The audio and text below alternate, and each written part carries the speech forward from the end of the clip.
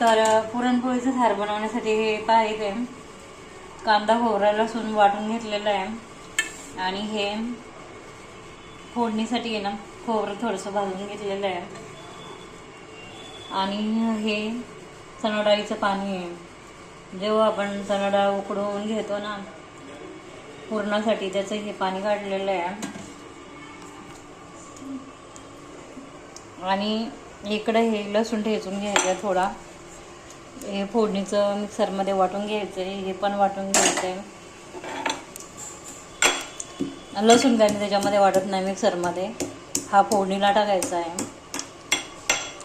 एकदम अतिशय छान होतो हा सार, करून पहा.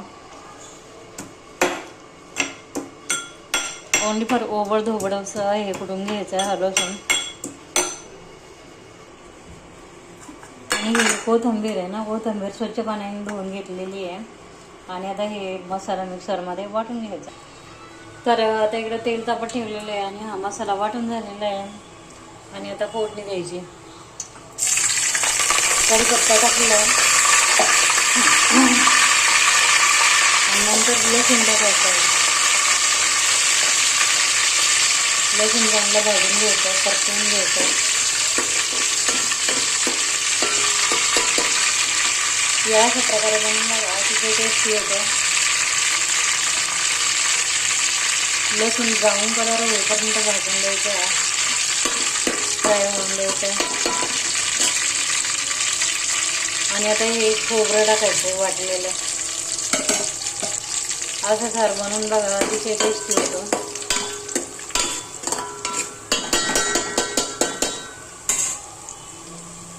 आता त्याच्यामध्ये ना हळद टाकायची, हा थोडासा मटन मसाला टाकायचा, ही रेड चिली पावडर टाकायची थोडी,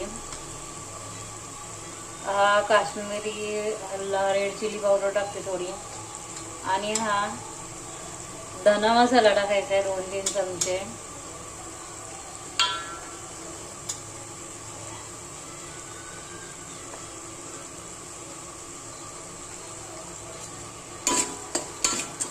धना मसाल्यामध्येच गरम मसाला टाकलेला आहे आमचा, एकत्र करून आम्ही घेत असतो. हे आता आहे ना जरा थोडंसं चांगलं परतवून द्यायचं. आणि इकडे पाणी गरम करायला ठेवलेलं आहे सारासाठी, गरम पाणी घालायचं. आणि हा मसाला पण इकडे भाजत आलेला आहे. आता हे वाटण टाकायचं आहे.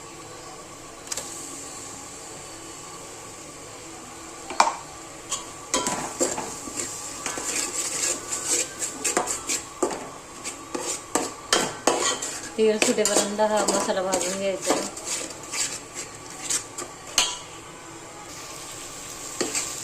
हे पाहता इकडे तेल सुटेपर्यंत भाजत आला मसाला.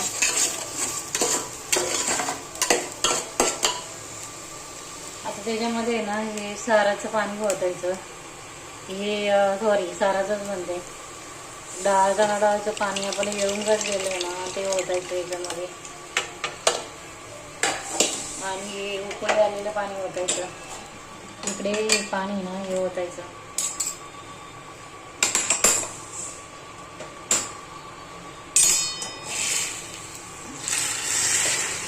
गरम पाणी ओतायचं.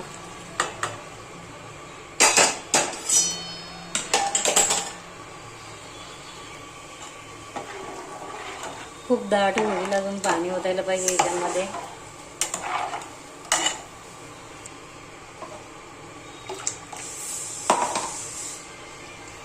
आणि चवीनुसार मीठ टाकायचं आहे. जेवढा सार असतो ना तेवढं मीठ पण टाकायचं असतं, किंवा जेवढी एक जोडी भाजी किंवा किती त्याप्रमाणे टाकायचं असतं. आता इथे माझं सार आहे ना इथपर्यंत होणार आहे, पाणी टाकून अजून पाणी टाकायचं आहे. चवीनुसार मीठ टाकलं आहे. आता हा सार बघा असं झालेला आहे. अजून त्याला उकळी यायची, अर्धा 1 तास उकळीला जाणार आहे. अतिशय टेस्टी होतो हा. आता उकळल्याच्या नंतर पहा, तर हा अशा पद्धतीने सार झालेला आहे. आणि त्याला आता वरून कोथिंबीर टाकायची, वरून थोडीशी कोथिंबीर टाकायची. आवडलं तर नक्की सबस्क्राईब करा, बनवायचा ट्राय करा. भेटूया नेक्स्ट व्हिडिओ.